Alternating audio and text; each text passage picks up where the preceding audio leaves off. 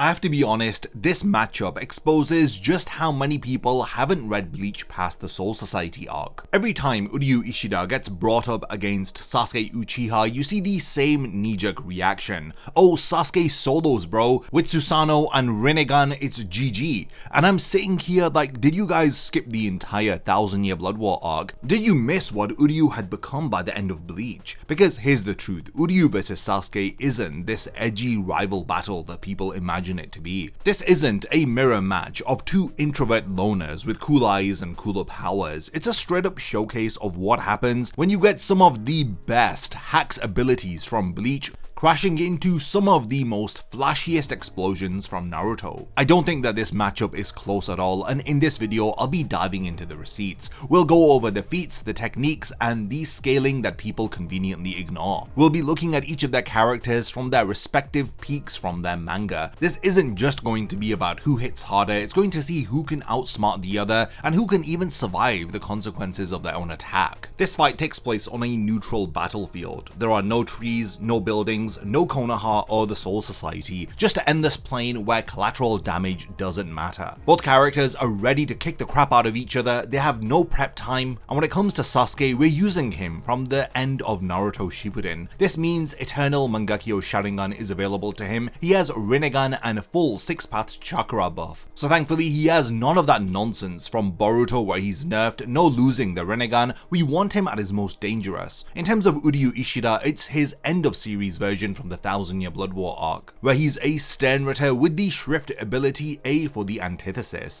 This is in full effect plus his Vollständig, he has Seele Schneider, Rinnegan, Blue Divine, and heck, even throw in the Still Silver Arrowhead even though it won't do anything against Sasuke. In order to win, it's through death, incapacitation, or knockout. It's as simple as that. And we're not equalizing energy systems. Chakra and Reishi are staying the way that they are, and for the purposes of this video, yes, they can interact with each other. So none of this nonsense that Susanoo can't work against Uryu because he's a soul. Let's go over a basic overview of each of the characters, beginning with Uryu Ishida. He begins as Ichigo's rival and sometimes ally. The Quincy survivor takes pride in the techniques of his people. At first glance, it's quick to write him off as the archer, but across Bleach he evolves into something far more dangerous. By the time that the 1000-year Blood War arc rolls around and Yubak himself declares Uryu as his heir, Uryu becomes one of the major players in the story. This is a man who inherits a Shrift ability that rivals God itself. Some of his key feats include during the Soul Society arc, where he uses Lead Steel and instantly defeats Mayuri's Bankai. He tore a captain apart like tissue paper. He also fought alongside Renji and Chad against the Exequias in Hueco Mundo, blasting through Arrancar soldiers with ease, and he even fought and defeated a Privaron Espada called Tsuruchi thanks to the help of his Seele Schneider. Some of his most impressive feats come from the 1000-year Blood War arc, where he battles Yhwach's second-in-command Yugurem Hashward, who wields the Shrift the Balance, an incredible ability second only to Yhwach's, as Uryu survives multiple exchanges that should have been fatal to him. While he is covered in blood and brutally battered, he still activates the Antithesis at the perfect moment in order to swap his injuries with Hashward. During anime-exclusive scenes in Core 3 of the 1000-year Blood War arc anime, we see Uryu tank Renji's Zaga Teppo, and he even uses Blue Divine to parry Senjumaru. Another key feat within the series is his ability to have survived Ashwanan, making him the only mixed-blooded Quincy to have retained his powers and to have not been affected by Yhwach's sinister ability. Now be sure not to sleep on Uryu's speed. As far back as the Soul Society arc, Uryu was scaling to light speed as he was outrunning the casting of his own shadow, as you can see in this manga panel. And during the 1000-year Blood War arc, it was confirmed that he was faster than light plus at minimum, as he was trading blows with Hashward and he was keeping on par with other faster than light characters. Uryu's signature abilities include his Holy Arrows, where he fires condensed Reishi arrows at lightning fast speeds. These Holy Arrows are able to pierce through captain level Bankai, and he can even rapidly fire them in barrages. Then you have Leaked Rinnegan. Think of this as a spiritual machine gun unleashing hundreds of arrows at once. Seele Schneider is what Uryu uses after he regains his powers. It's a blade of vibrating Reishi that breaks down matter at a molecular level, cutting through spiritual bonds themselves. It's like a lightsaber that eats energy. Then we have Uryu's Vollständig, which gets a lot of screen time in the 1000-Year Blood War arc anime. This is Uryu's ultimate form as it gives him autonomous reishi projectiles,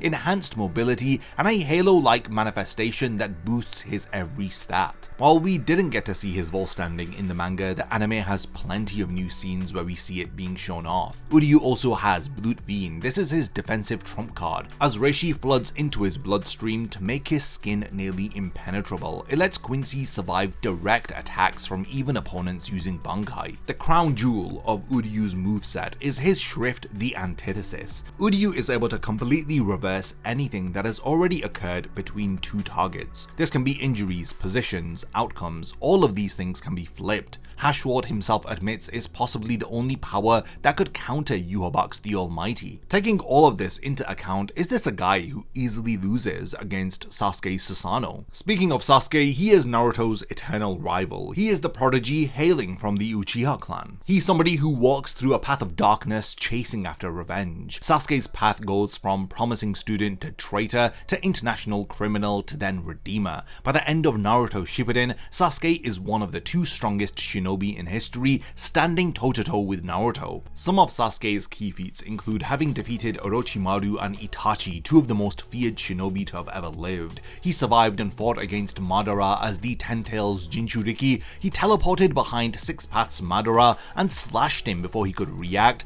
a feat that made even Madara acknowledge his speed. He summoned a perfect Susanoo large enough to dwarf mountains, and he fired Indra's arrow, a jutsu so powerful that it rivaled Naruto's Six Paths Rasen Shuriken.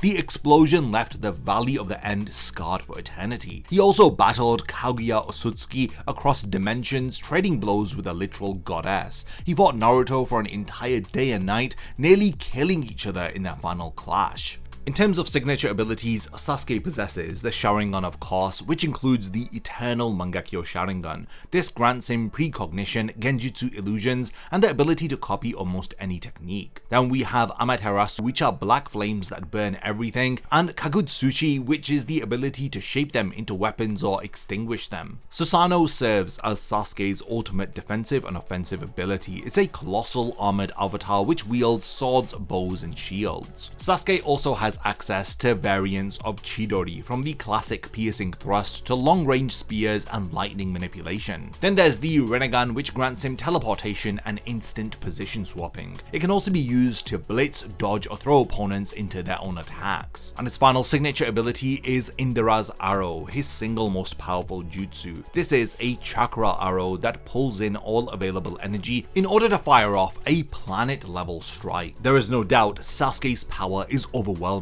But let's now dive further into what happens when both of their abilities clash. Now this is where Naruto fans will start sweating. Sasuke's arsenal is versatile. He has ninjutsu, genjutsu, ocular hacks, chakra mechs. On paper he looks untouchable, but the problem is Uryu's moveset was built to punish opponents who rely on flashy layered abilities. Take Susanoo, the Uchiha's ultimate fortress. It does sound invincible, except Uryu's arrows have a history of piercing through things that should have been indestructible. Even if he has access to lead steel, it would be a no-brainer. This was able to destroy Mayuri's Bankai in a single shot. But without lead steel, he still has his Vollständig and Holy Arrows, which are able to injure Sternritter with ironclad defenses. And not to mention Seele Schneider, which doesn't just cut, it vibrates through reishi bonds at 3 million rotations per second. All of these abilities are difficult to block with just raw armor alone. Susanoo is durable, but it's still made out of chakra.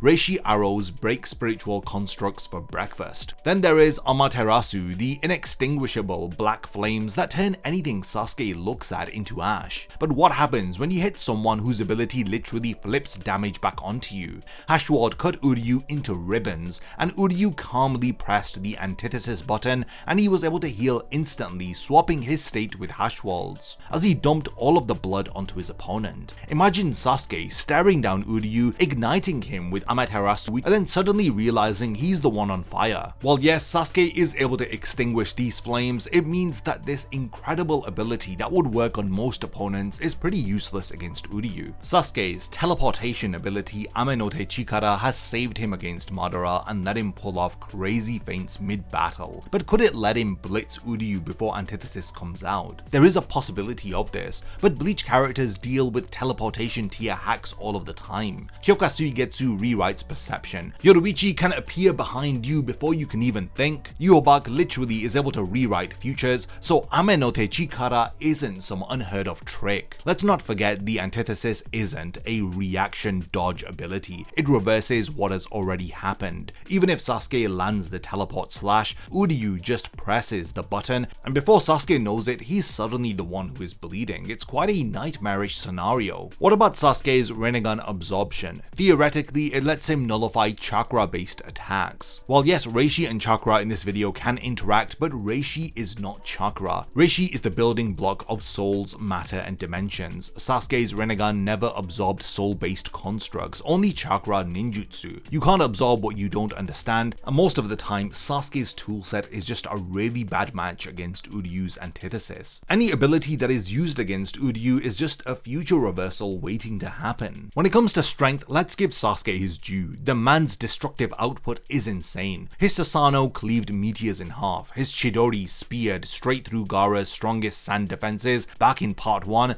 and Indra's arrow leveled entire landscapes in a single shot. That's large-scale, eye-popping destruction. Uryu doesn't fight like Sasuke though. He doesn't need to blow up valleys because Uryu's strength lies in calculated precision which delivers lethal blows. Let's steal casually disintegrated Mayuri's giant Bankai. His arrows in the 1000-year Blood War arc made Hashward bleed. This was the same Hashward who had made quick work out of Bazbi, and he was able to withstand captain level attacks with a smile. In terms of strength, Sasuke is clearly the one who dominates in this category, but Uryu doesn't really need it as he can defeat an opponent with a single well-calculated attack. When it comes to speed, Naruto fans love pointing out Sasuke's Light Fang feat, where Naruto dodged Madara's light speed beam with Sasuke keeping pace with him. This is impressive until you remember Bleach characters have been casually scaling to light since the Soul Society arc. I mentioned this earlier, Uryu literally outran his own shadow, and he was keeping up pace with characters who were faster than light during the 1000-year Blood War arc. Nanao reacted to light itself, hitting her before her shadow formed, and in the 1000-year Blood War arc, characters are dodging Sero's, Nagashion's beams, and the beams from Yubak's Ashvalan. And it's safe to say all of these were beams of light. Uryu was trading blows with Hashward, a man who was fast enough to keep pace with Ichigo and other god-tier Bleach opponents. Let's be real, Sasuke leans on teleportation to bridge speed gaps. Without Ame no Te Chikara, his raw body speed sits around relativistic, while Uryu he is comfortably at faster than light plus, maybe brushing multi-faster than light scaling. In a straight sprint, Sasuke swinging at after images while Uryu's got an arrow through his eye. When considering their techniques, Sasuke's melee game is very polished. Look at his Kenjutsu against Naruto, his feints against Danzo, his Sharingan precognition letting him read hand seals mid-movement. Sasuke is deadly up close, but that's exactly where Uryu wants him. Seele Schneider gives Uryu a melee weapon that eats through chakra constructs like paper. And if Uryu were to be physically exhausted, then he can use Ranso Tengai to puppet himself back up even when he is paralyzed. In addition, Uryu's ranged game is unparalleled. Linked Rinnegan basically is a Reishi bullet storm. Sasuke can throw shuriken,